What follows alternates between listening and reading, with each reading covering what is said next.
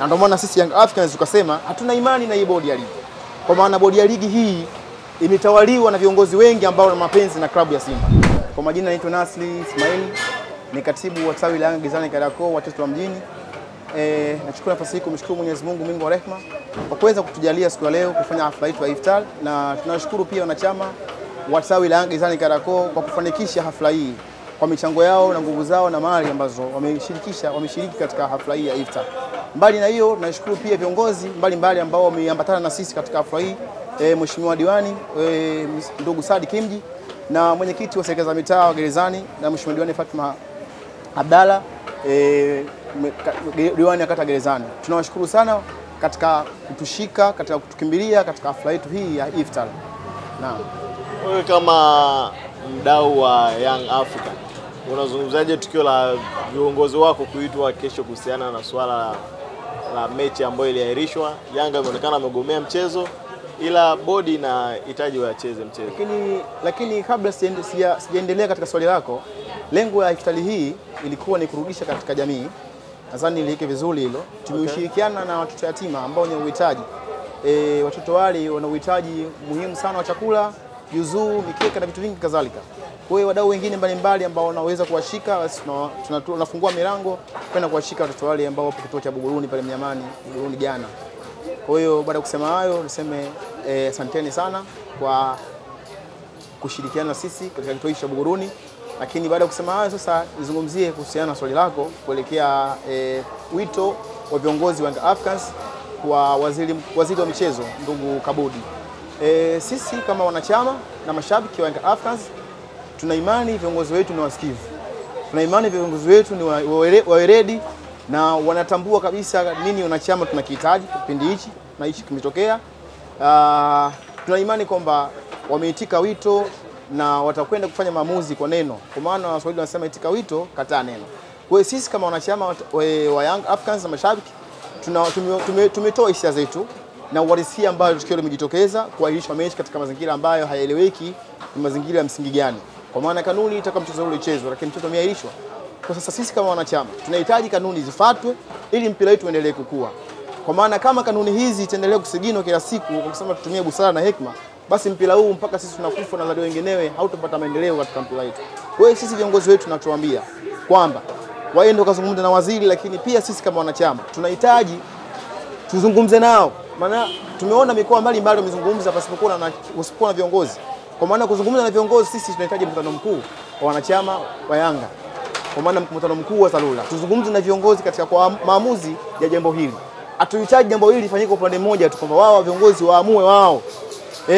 Sisi tunahitaji tukae nao viongozi kwa mujibu wa katiba yetu. Imetoa rumu ya kufanya mkutano mkuu wa wanachama.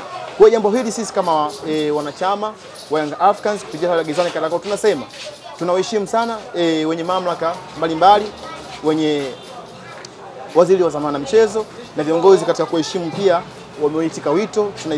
Tuna imani kwamba yatazungumzika mazungumzo ambayo yenye faida kwa pande zote mbili, lakini sisi tuna imani kwamba mchezo ule uliisha tangu tarehe 8 wa mwezi wa 3. Inasemekana Simba na Yanga ni wakubwa kuzidi bodi ya ligi na TFF. Upande wako unasemaje? Hizo ni interest ambazo zimezungumziwa kwa muda mwingi sana. Lakini mazingira hayo yamejengwa katika misingi ya kwamba viongozi hawa wanaendesha hii mipira kuzungumzia TFF na bodi ya ligi. Viongozi hawa wana mapenzi na hizo timu mbili. Hicho ndio kinachoharibu mpira wetu kwa kiasi kikubwa sana. Na ndio maana sisi Young Africans tukasema hatuna imani na hii bodi ya ligi. Kwa maana bodi ya ligi hii imetawaliwa na viongozi wengi ambao wana mapenzi na klabu ya Simba. Tukizungumzia Trageni yupo kwenye ile bodi. Tunamzungumzia Kidao. Tunamzungumzia Almas Kasongo. Tunamzungumzia viongozi mbalimbali wa bodi ya ligi ambao tuna wasiwasi kwamba wale sio wasiwasi tu. Tuna uhakika ni mashabiki na wana mapenzi na Simba Sports Club. Kwa maana mambo mengi yamefanyika ya kihuni ambao Simba wamepata favorite katika hayo maamuzi yaliyofanyika. Lakini sisi Yanga tumekuwa wahanga wakubwa sana wa kufungiwa na wasemaji wetu. Alifungiwa msemaji wetu Nugas, alifungua msemaji wetu Bumbuli, alifungua msemaji wetu Haji Sande Manala. Sasa hii inatupa shaka kubwa sana sisi kama wanachama na mashabiki. Tunaona kabisa ile bodi haitendi haki, na kama haitendi haki basi haki sasa itende. Kama inatenda haki ile bodi, basi ile haki ianze katika huu mchezo kuwaishwa. Ndio itende haki sasa, tunajua kwa sisi ile bodi kweli inatenda haki. Kwa maana haki ya vipi? Wasimamie kifungu. cha kanuni ambacho kinasema mchezo hauwezi kuahirishwa kwa sababu zote maalum. Kwa maana sababu ile sisi hatuioni kama inaweza kuahirisha mchezo. Kwa hiyo sisi kama wanachama wa Tawala Gerezani Kariakoo tunasema hatupo tayari kushiriki mchezo ule, na kama itatokea mchezo ule umechezwa, basi sisi hatutakwenda uwanjani na tutakuwa tayari kushirikiana na mambo yote ya klabu yetu Young Africans katika maamuzi yatakayofanyika pasipokuwa na mkutano mkuu wa wanachama. Je, ikitokea viongozi wa bodi ya ligi na TFF wakajiuzuru, Yanga mpo tayari kucheza? Bodi ya ligi, viongozi wakijiuzuru pamoja na viongozi wa TFF, Yanga mpo tayari kucheza? Yes, of course. Katika ukitizama shinikizo ambalo Young Africans kupitia Engineer Hersi Said ile katika kuonyesha kwamba hawana imani na bodi ya ligi, jambo la kwanza ni kutoka ile bodi hile ijiuzuru kwa haya yaliyofanyika. Shinikizo la kwanza ile bodi ijiuzuru, alafu baada ya hapo sasa tutazungumzia sasa hii kanuni iliyovunjwa mchezo, kwa maana sisi tunastahili kupata pointi 3. Ingawa mimi sikutarajia kupata pointi 3 za mezani, nilitaka ziwe za uwanjani, lakini kanuni inavyotaka sisi tupate pointi 3 za mezani, kwa maana sisi tulienda uwanjani. Naitwa Sansa Sama, ni mwenyekiti wa tawili kubwa na kongwe kabisa la Yanga Gerezani Kariakoo, watoto wa mjini. Awali ya yote namshukuru Mwenyezi Mungu kwa kujalia heri, uzima na usalama, lakini pia shukrani pekee tuzilete kwenu ndugu zetu waandishi wa habari mbalimbali mliofanikiwa kufika katika hafla yetu hii ya iftari tuliyoifanya leo siku ya Jumatano katika saumu ya 25. Mungu awabariki. Lakini tu niseme tunawapongeza ndugu zetu wote mbalimbali, washikadau, wapenzi, mashabiki na viongozi wetu wote walioweza kufanikiwa kuacha mambo yao mbalimbali, lakini kuungana nasi katika kuadhimisha siku yetu hii ya iftari, na ndugu zetu pia wenye mahitaji maalum, watoto yatima na kutokea kituo cha Buguruni. Tunawashukuru pia kwa kuacha mambo yao, lakini kuja kujumuika nasi.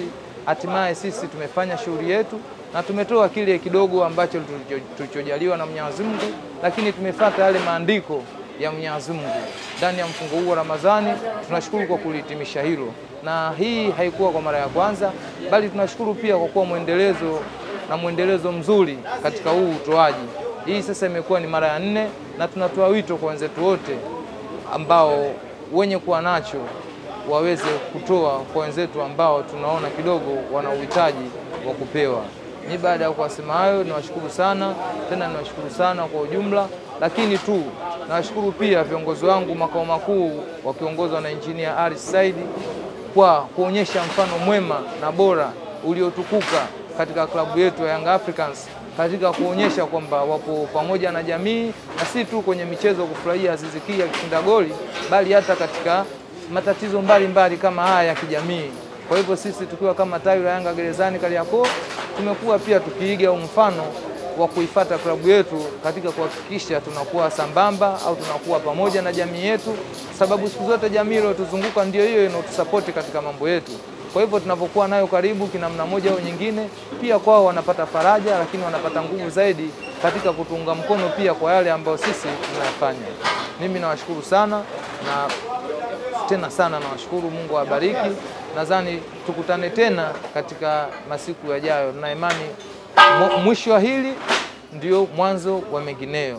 Ndugu zetu Manara TV, karibuni sana katika viwanja hivi vya Gerezani. Kesho na kesho kutwa muungane nasi katika kuhakikisha tunapaza sauti yetu au tunafikisha ujumbe wetu katika haya tunayoyafanya. Maana wanasema ni vizuri kuigwa mtu kwa jambo jema na si jambo baya. Kwa hivyo hivi inapoonekana kwa haya mema tunayoyafanya, inakopo ni vizuri zaidi wenzetu pia wakayaiga, ili mradi waweze kupata faida mbele ya Mwenyezi Mungu, lakini waweze kupata shukrani kutoka kwa wale wanaowafanyia hayo. Asante.